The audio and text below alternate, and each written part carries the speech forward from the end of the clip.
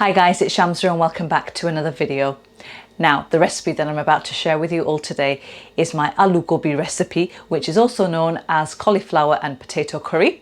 So let me run through what you need and then we'll start cooking. So the ingredients you're going to need are 1 cup of oil. I've got 1 large cauliflower which I'm working with, which I've floreted into medium-sized pieces. I've washed them and just set them inside the colander to drain. I've got 6 small potatoes which I've peeled and chopped into smallish cubes. I've got 3 large onions which are finely sliced. I've got 4 fresh tomatoes which I've chopped, and I have 2 teaspoons of the following spices. I've got salt, chilli powder, turmeric powder, coriander powder and garam masala. I've got 1 heaped tablespoon of cumin seeds and dried fenugreek leaves. I've got 1 teaspoon of dried chilli flakes. I've got 1 cinnamon stick the size of my thumb and 2 bay leaves, and I've got a frozen piece of ginger and garlic here, and I've got 3 bullet chillies. Optional, if you don't wish to add them, leave them out, but I've just sliced them right the way up, and we have fresh coriander to garnish right at the end. So let's start cooking. Guys, I just wanted to mention now, if you're working with a large cauliflower, then fine. You know, these ingredients will suit this recipe. But if you do end up having a smaller cauliflower that you're working with, then reduce all the ingredients by half, which will give you the perfect ratio for your cauliflower.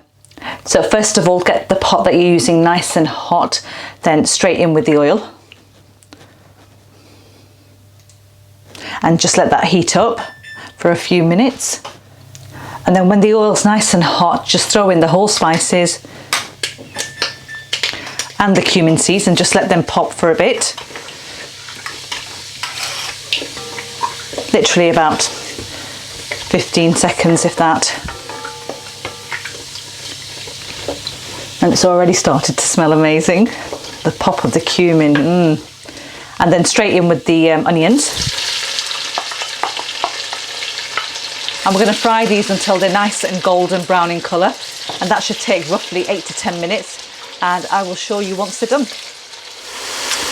Guys, I forgot to mention you also need water in a jug whilst you're cooking, which I seem to be forgetting to mention every single time I give you all the ingredients. Right, so the onions are now the right colour, so they're light golden brown, and to that I'm going to add my frozen ginger garlic piece right in.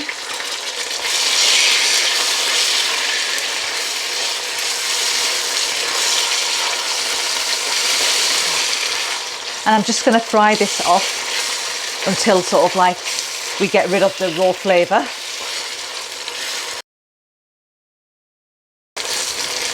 And that is perfect. And to that I'm now going to add all of the fresh tomatoes.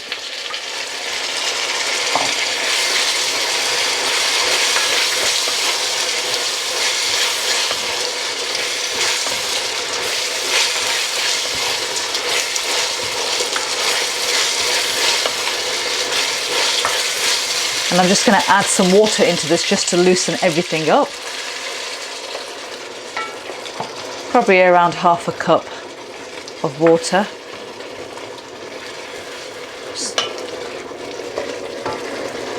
And then I'm going to add all of the spices into this, apart from the dried fenugreek leaves, the chilli flakes and the garam masala, which I will leave right towards the end.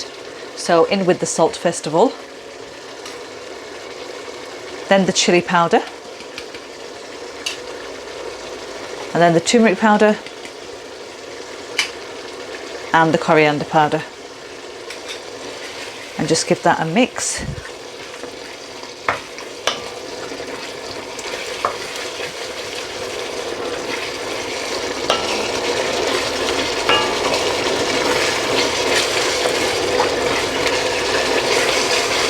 And I'm going to lower my heat settings to a medium setting.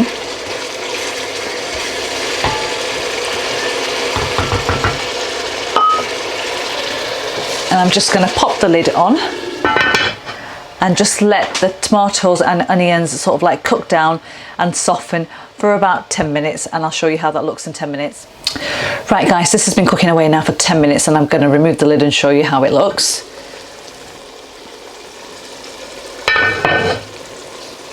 And you can see that the tomatoes have softened up really nicely and they've released their own juices, so we didn't need to add any more water into this. And the onions have like softened down as well. And what we're going to do is we're going to bun this now, and just sort of like bring all that masala together for about 10 minutes without the lid on. So I'm just going to turn my heat settings up slightly, keep my water to hand, and just keep adding small amounts of water into this whilst I bun this. And what we're looking for is we're looking for the tomatoes and the onions to break down to give a nice sort of like masala. So I'll see you guys in 10 minutes once this is done. So after 10 minutes of bunning this masala, this is how it looks. And you can see that all of the tomatoes have now broken down, and so have the onions. And whatever remaining onions are left will cook down once we add the cauliflower and the potatoes. So into that, I'm now just going to throw in my potatoes and my cauliflower as well. And then just give that a mix in that masala. And we're going to cook this now for about 15 to 20 minutes on a medium heat. And it's important to actually have all the pieces of the potatoes and the cauliflower more or less the same size, because that will just allow everything to cook through, you know, at the same time evenly. There's nothing worse than having cooked cauliflower and then potatoes which are raw. So turn the setting to your hobs up to a medium setting, and we're going to cook this now for about 10 to 15 minutes, and I'll show you how it looks once it's done. Now to that I'm going to add my fresh green chillies and my dried chilli flakes, just like that, and just continue to cook this. Right guys, as you can see now, after 15 minutes the cauliflower has cooked down really nicely. It's more than half cooked here, but it still needs an extra 15 minutes. But what I'm going to do is I'm now going to add the garam masala into this, and the final ingredient, which is the fenugreek leaves, because what I don't want is when we come to finish the dish off with the coriander to be able to be turning it and constantly stirring it, which will obviously end up breaking the cauliflower florets, which will be cooked. So basically grab your fenugreek leaves in the middle of the palm of your hand and just give that a good rub together, and that's going to release all that lovely aroma. And pop that in and then give it a mix. So all of that is really nicely coated.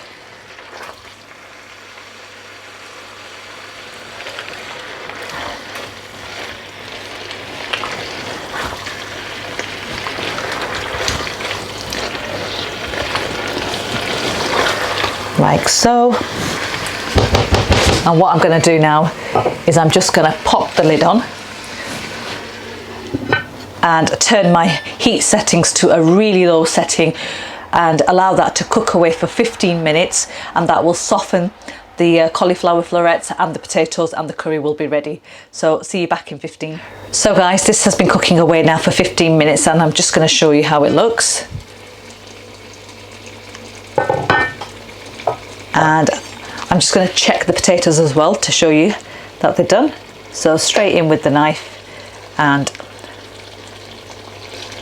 they are super soft as well. So oops, there we are. Oops, that's that done. And the cauliflower also